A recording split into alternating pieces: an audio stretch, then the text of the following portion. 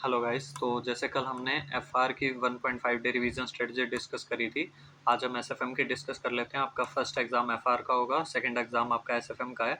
तो मैं आपको बता देता हूँ, एसएफएम में आपको सबसे ज़्यादा फोकस जो रखना है वो सबसे पहले थ्योरी पे रखना है, बिकॉज 20 मार्क्स की थ्योरी इतनी ईजी होती है कि कई बार आपके 20 में से 20 भी आ जाते हैं। मेनली आपको पॉइंट्स याद होने चाहिए थ्योरी में, उनके निमोनिक्स पता होने चाहिए, और लाइन आप उसके बारे में जो भी डिटेल में 2-3 लाइनें कुछ भी लिख दोगे, थोड़ा बहुत बना भी दोगे, तो भी वो आपको फुल मार्क्स दे देते हैं इन केस आपने पॉइंट्स की हेडिंग बिल्कुल सही लिखी है।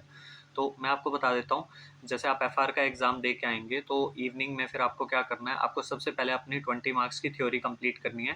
थ्योरी के आपके चैप्टर्स हो गए, जैसे एक तो हो गया आपका financial policy corporate strategy, pure theory है ये।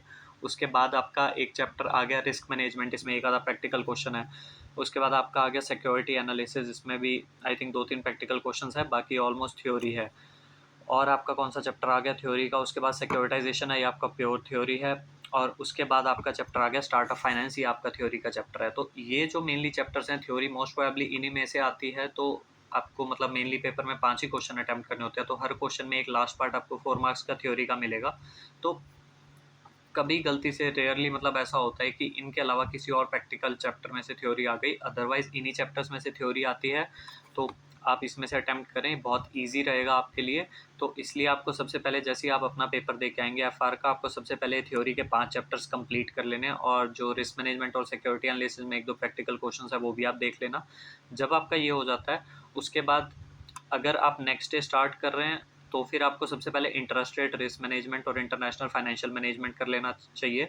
और अगर आपके पास उसी दिन टाइम बचता है एफआर का पेपर देने के बाद, थ्योरी करने के बाद आपके पास रात को टाइम है, तो म्यूचुअल फंड का चैप्टर आप कर लें सबसे पहले, बिकॉज आपकी मेन प्रायोरिटी यही रहती है, mutual fund, interest rate risk management, international financial management.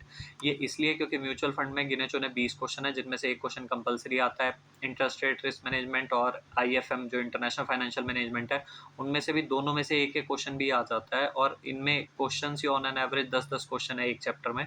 तो इसलिए आपको इन्हीं चैप्टर्स को सबसे पहले करना है। तो 5 चैप्टर्स आपके थ्योरी के हो गए, 3 चैप्टर्स मैंने आपको ये बता दिए।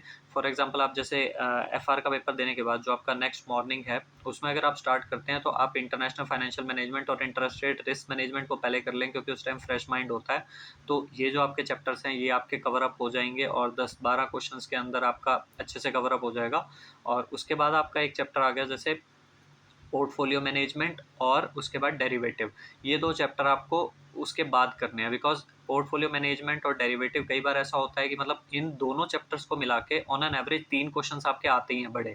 तो 3 क्वेश्चंस में से मतलब या तो हो सकता है कि आपका डेरिवेटिव वाले चैप्टर में से 2 क्वेश्चन आ जाएं, या फिर ऐसा भी हो सकता है कि आपके पोर्टफोलियो वाले चैप्टर में से 2 क्वेश्चंस आ जाएं।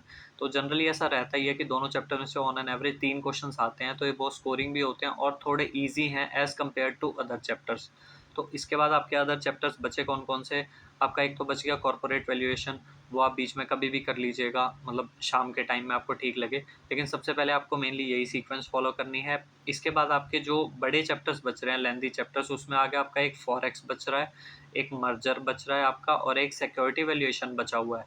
तो देखो, मैं फॉरेक्स स्किप करके जाता था, आपको अगर स्किप नहीं करना, आपने कर रखा है तो आप कर लीजिएगा, बट आई वुड प्रेफर कि फॉरेक्स को बिल्कुल लास्ट प्रायोरिटी रखना, क्योंकि क्या होता है 1.5 डेज में आपको क्वेश्चंस भी रिवाइज करने हैं, थ्योरी भी करनी है। तो उस हिसाब से आप बिल्कुल लास्ट में फॉरेक्स को करना, ताकि अगर इन केस वो छूटता भी है तो कोई इशू नहीं रहेगा। और फॉरेक्स और मर्जर, मर्जर को भी आप लास्ट में या लास्ट सेकंड में रखना। उससे ये बेनिफिट रहेगा कि मर्जर में जनरली क्या होता है कि हम क्वेश्चन की स्टार्टिंग बहुत इजीली कर लेते हैं, हम आधा क्वेश्चन तो अटेम्प्ट कर पाते हैं, क्योंकि उसमें फॉर्मूला होता है, और नॉर्मली हम थोड़ा बहुत भी फॉर्मेट देख के जाते हैं, तो क्वेश्चन ऑलमोस्ट सिमिलर से होते हैं, तो उसका क्वेश्चन भी अटेम्प्ट हो जाता है। और जहाँ तक बात है सिक्योरिटी वैल्यूएशन की, तो अगर आपकी प्रैक्टिस अच्छी है, आपने कुछ क्वेश्चंस मार्क कर रखे हैं, तो आप देख लेना। नहीं तो अदरवाइज क्या होता है कि लास्ट में यही 3 बड़े चैप्टर्स रह जाते हैं, क्योंकि सिक्योरिटी वैल्यूएशन ऐसा चैप्टर है कि अगर आप उसे करने बैठोगे तो पेपर के टाइम में भी उसमें बहुत टाइम लग जाएगा, बिकॉज उसमें बॉन्ड है, इक्विटी है, प्रेफरेंस शेयर है। तो इसलिए मैं इन 3 चैप्टर्स को लास्ट में ही रखता था, क्योंकि जनरली क्या होता है कि इन 3 चैप्टर्स में से ऑन एन एवरेज 3 या 3 से 4 ही क्वेश्चंस आते हैं। तो इसलिए बेटर ये है कि आप बाकी 70 टू 80 मार्क्स का बहुत अच्छे से कर लें, जिससे आपकी एग्जामिशन ईजिली सिक्योर हो जाए। बाकी आपकी स्पीड पे डिपेंड करता है, अगर आप बहुत जल्दी कवर अप कर लेते हैं तो आप इन चैप्टर्स को कर लेना। तो मैं आपको एक बार क्रक्स में यही बता देता हूँ कि सबसे पहले तो आपको थ्योरी कंप्लीट करनी है जब आप एफआर का पेपर दे के आएंगे। उसके बाद आपको mutual fund, interest rate risk management, international financial management, फिर आपको पोर्टफोलियो मैनेजमेंट, और आपको डेरिवेटिव वाला चैप्टर करना है, फिर आपको बाकी बचे हुए चैप्टर्स करने हैं। और हाँ, जब आप एसएफएम का पेपर देंगे, मतलब जिस दिन, उससे नेक्स्ट डे, छुट्टी से अगले दिन, तो एसएफएम वाले पेपर वाले दिन मॉर्निंग में आपको थ्योरी को एक बार फिर से रिवाइज करना है। आई वुड प्रेफर कि आप 2 बार रिवाइज करके जाएं थ्योरी को, क्योंकि मुझे लगता है बहुत बेनिफिशियल रहता है, और मैंने खुद भी ऐसे ही किया था, तो मेरे थ्योरी में बिल्कुल फुल मार्क्स थे। तो इसलिए मैं आपको बोल रहा हूँ कि थ्योरी को 2 बार रिवाइज करें, बिकॉज ये छोटे चैप्टर्स जो प्रैक्टिकल के हैं और ये जो थ्योरी है, यही आपके मार्क्स बहुत जल्दी सिक्योर करवा सकती है। अगर आप सबसे पहले पेपर में, मतलब रिवीजन के टाइम पे 1.5 डेज में अगर आप बड़े चैप्टर्स करने बैठ गए, लाइक आपका मर्जर हो गया, या आपका फॉरेक्स हो गया, सिक्योरिटी वैल्यूएशन हो गया, तो आपको टाइम ही नहीं मिलेगा बाकी चीज़ें करने के लिए। तो इसलिए इन 3 चैप्टर्स को बिल्कुल लास्ट में रखना। बाकी आपकी कोई भी डाउट हो तो आप मुझे कमेंट बॉक्स में कमेंट कर सकते हैं। Thank you so much.